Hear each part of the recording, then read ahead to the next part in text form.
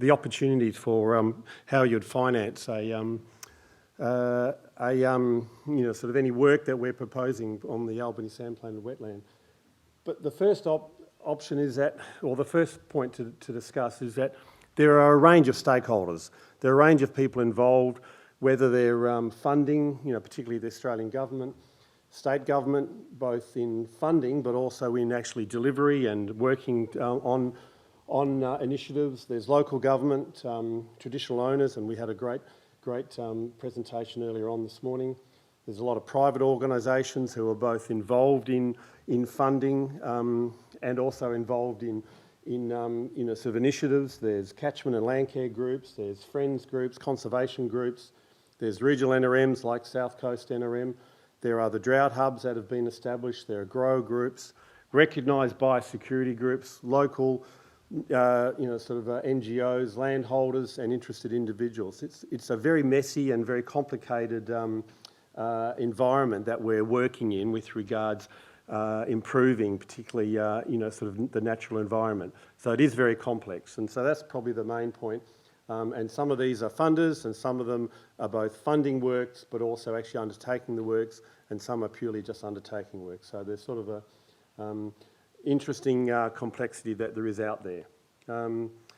The other aspect is, well, what are the funding opportunities? And there's obviously the state government, and in particular the NRM program that they fund. There's the Australian government. There's the regional NRM who get funding from whether it's Australian government, state government, but also private, Lotteries West and others. So there's a range of funding that regional NRM groups can then transfer onto groups to actually undertake work. There's the grower research groups, GRDC and so on, which I'll go on. Conservation funders, there's charities, philanthropists, mining companies, crowdfunding, donations. So there's a whole range of the other complexity, not only in who is involved in this sort of NRM work, but also what the funding opportunity is. It is a very complex environment, which is probably the main point I was trying to say. From a state government, you've got not just state NRM program, but Lotteries West are a very important funding opportunity, but also the state government agencies can fund some work, and whether that's I'll perhaps use the acronyms. You can read them up there, but DPIRD, DWORD, DBCA. I'm not sure how you pronounce Department of Local Government, Sport and Cultural Industries, that acronym. But there's a range of, and these agencies, again, as I mentioned, are both funding works but also undertaking works, and so there's a bit of a complex aspect there. The state NRM program's got two key components. One of them is the community stewardship grants. There's a number of projects that are funded through that. One recently was this Southwest Nature Conservation on Margaret River, and again, the value is of the order of sort of 2 to 3 to 400,000. So significant amounts, but not enormous amounts. The other one is the community collaboration, which are much larger, smaller number, but also potentially larger amounts. And that's there's two that are examples there. Drought refuges for imperiled freshwater species. So something that's quite similar to what one of the projects you might be looking at for the Albany Sandplain and Wetland. And then the Tall Bay Catchment Group regarding feral management at a landscape scale.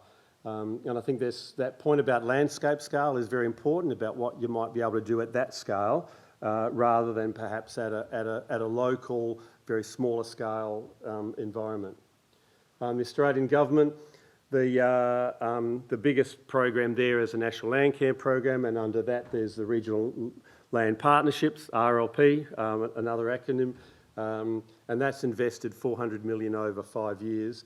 That program's about to finish in June 23, so we are anticipating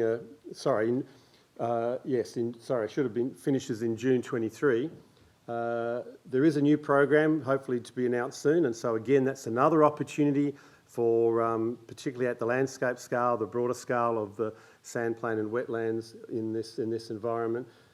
So there is a new funding program, hopefully to be announced soon, that is another opportunity.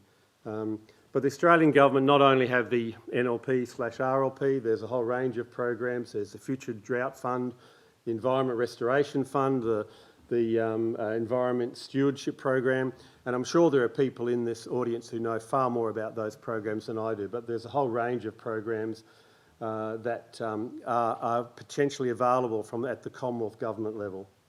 And the examples I've got there's where you're looking at potentially at a landscape scale about some of those investments regarding the stewardship programs. Regional NRM in WA, we're one of 7 NRM groups that get funding primarily from the Commonwealth Government through the RLP. And so the South Coast NRM gets of the order of $3 million from the Commonwealth Government, Australian Government, and that's about 70% of the funding. So, and that's probably fairly typical for most NRM groups in Western Australia. Yep. And again, the other 30%, whether that's Lotteries West, state government, other Commonwealth funding opportunities, so there's a whole range there as well. So that just shows, and that $3 million's got to be spread over, you know, from basically Walpole to Esperance, so and up to Jerry and beyond. The other aspect is just the grower groups, you know, and whether it's GRDC or MLA or AWI, as the names there. And some of their programs are looking at that more of that sustainability side and about how do you get multiple benefits and the like. So it's not just about new crop types or how to develop a higher productivity sheep. So some of the other additional funding sources, and I mentioned a couple of these at the beginning. There's the conservation funders, charities, philanthropists, mining companies, crowdfunding, and also that research collaboration, which has been emphasised, that there are universities, you know, sort of not just Murdoch, but other universities as well, I think, but also cooperative research centres, and there's some of those sorts of opportunities for collaboration, and so there can be a small amount of funding that's provided that gets researchers interested and engaged in an issue, and so that you develop that multiplier that is a great potential. The photo there is just showing an example where using funding through a program with South Coast NRM that's had some funding through the Minderoo Foundation that's been available to be then matched with other funding sort of sources to create a project. And I suppose it wasn't just funding from one entity. It was a multiple of entities that created the funding opportunity, and so again it's not just a single source. So they're perhaps some of those more alternative funding sources. The one thing I would like to highlight is that what this came out about the independent review of the EPBC Act, which I know many people would be aware of, but there was one quote in there, and the important part was this, the predicted shortfall in restoration funding is of the order of 10 billion annually, from a quote from a report from Ward and Lassen. Just highlights the level of investment that's been calculated to be required, and that the other point was that, if I can get the pointer right, it was unrealistic to expect government and the taxpayer to fund this level of investment, and so looking at what other opportunities, what other means can you use to fund that level of restoration that's required across Australia. So some of those suggested alternatives, there's the carbon farming for many areas, that's been discussed. There's been the agricultural biodiversity stewardship.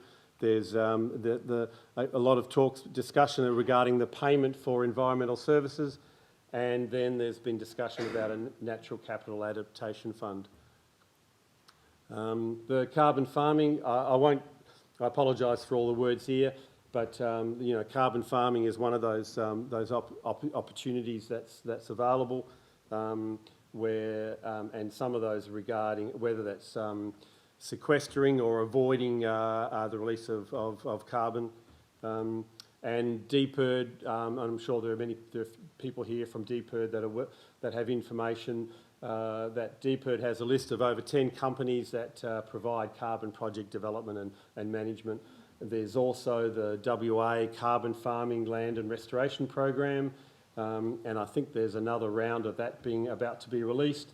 So that's again funding for to undertake works on farm that can look at providing a revegetation option that sequesters carbon at the same time. And so there is a lot of work on the DPIRD website regarding some of that support for how you might want to go about a carbon project as well. The other couple that projects that I'd just like to talk about, and I don't have a lot of detail other than what I found on the website, but there is a carbon and biodiversity pilot being undertaken by the Australian government, where it's about trying to get both a carbon and a biodiversity outcome.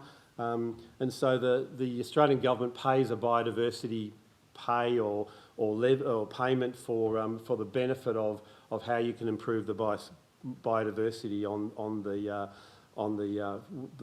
by the landowner. And so there's some opportunities such as this that are out there.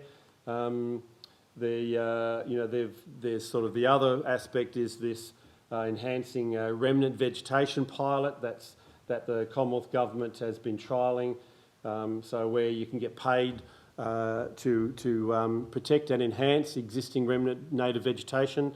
There was certainly the state government, and I have been involved in some programs in the past regarding protecting remnant vegetation in what were perhaps prospective water supply catchments. I don't think any of them will become water supply catchments, but there was a lot of work done on protecting remnant vegetation. And so again, there's another pilot that's looking at it from a biodiversity point of view as well. So some recent projects were announced.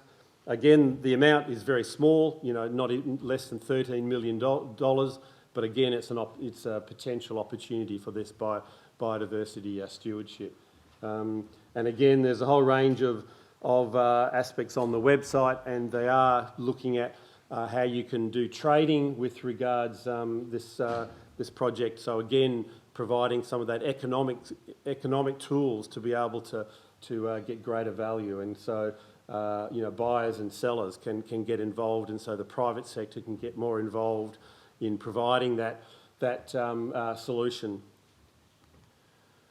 And again, it's not just the setting up the framework and the funding, but it's the on-ground support, and that's fundamental to how that can occur. So I won't go through that in too much detail, but some of the NRM groups have been provided funding for that on-ground support, so that they're able to work with farmers, landholders, on how they can participate in a market.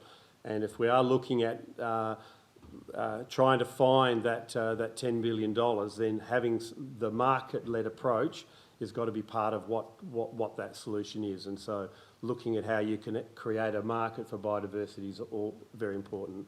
The other one that I'm sort of a little bit aware of is this public-private funding, and I think it's been more on the Great Barrier Reef catchment, where they've looked at how they can get private investment to be part of that approach, and this concept of payment for ecosystem services, PES or PES. I'm not sure how you say it. But that's another avenue for providing for that shortfall that we've got in capital for large-scale restoration. And some of the other states are looking at some of these more innovative approaches, both New South Wales and Queensland, where they have New South Wales has a biodiversity conservation trust, and Queensland has a land restoration fund, and they sort of potentially, well, are legal entities that provide the opportunity for investment, and that can be both government and private investment into these opportunities for getting alternative funding rather than just the pure Commonwealth and state government funding. And as it mentions here, that there's the opportunity for developers who pay the trust to discharge their development approval for offset obligations. So if they've got an offset where they've got to revegetate a certain hectares, then they can do it through this trust rather than through their own. And so the opportunity is to aggregate up to get a greater benefit by being able to aggregate some of these offset obligations. And natural capital. I think there's been a lot of talk about natural capital in the literature regarding how you can look at this broader market for natural capital, and there's a lot of work being looking at opportunities for how you might be able to create that market, and some of those opportunities with both New South Wales and Queensland are part of how you might be able to achieve that. So in summary, I know I've gone through hopefully fairly quickly, but there are the basic Australian and state government programs, whether that's the regional Landcare program at the Commonwealth level or the NRM program at the WA state government.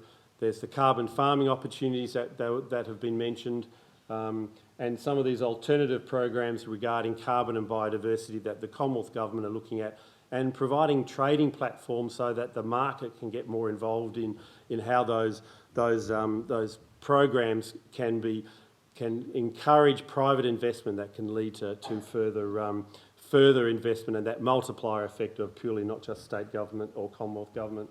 The importance of these platforms and technical advice are critical.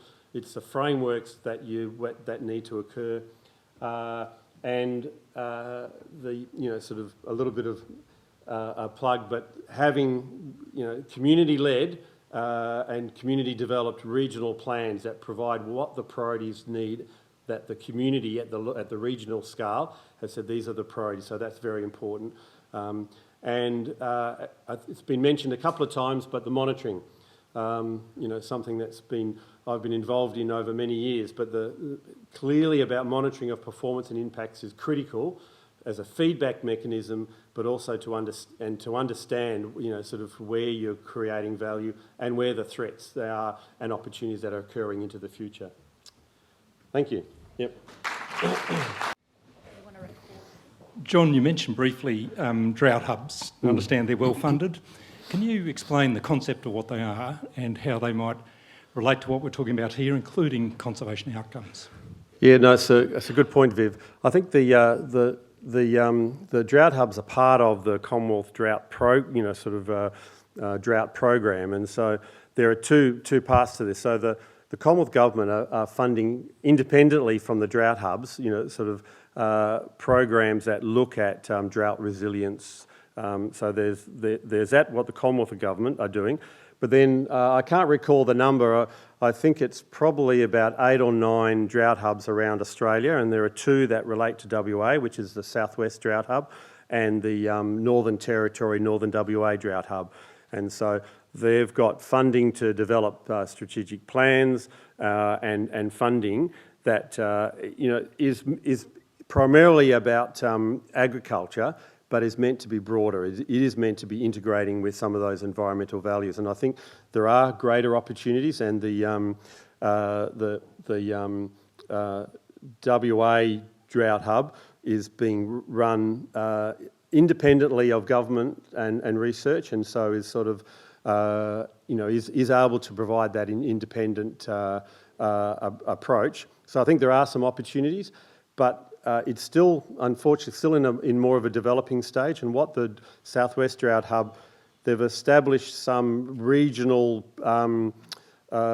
groups to provide some priority setting for what are the priorities for funding as well. And so they are generating priorities at both, I think, the wheat belt, southwest, and I think there may be some other, another group as well. And so looking at from that sort of sub-regional level, what are some of the priorities as well? Yeah. But with the change of government, we're not sure about what, at a Commonwealth level, about how the drought hubs will be funded going forward, but there's certainly long-term funding that was committed by the previous government.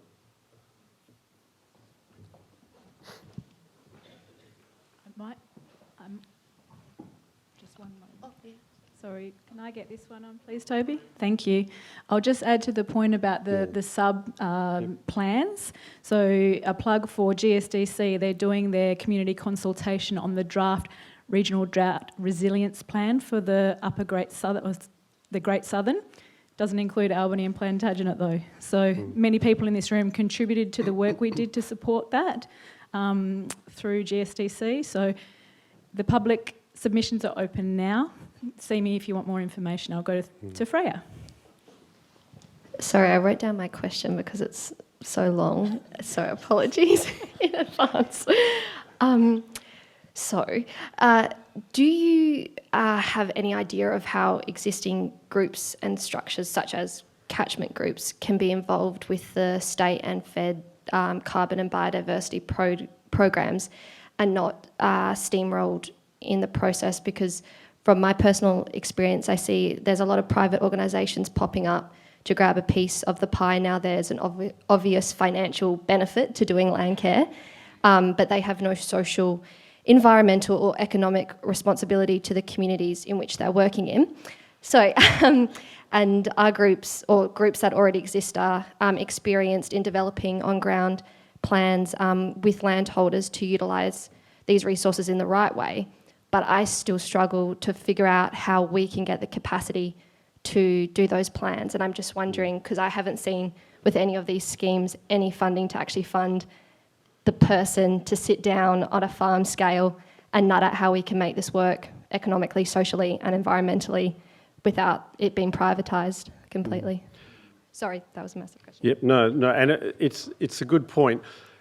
And I'd probably just make the plug for NRM to be able to provide some of that advice back into government. And so both at the regional level, state level and at the national level, there are, we've got a national or NRM Regions Australia, and they do communicate with the bureaucrats in Canberra and the politicians. And I think if I can get a copy of your question, but I think that general point I think is really important about that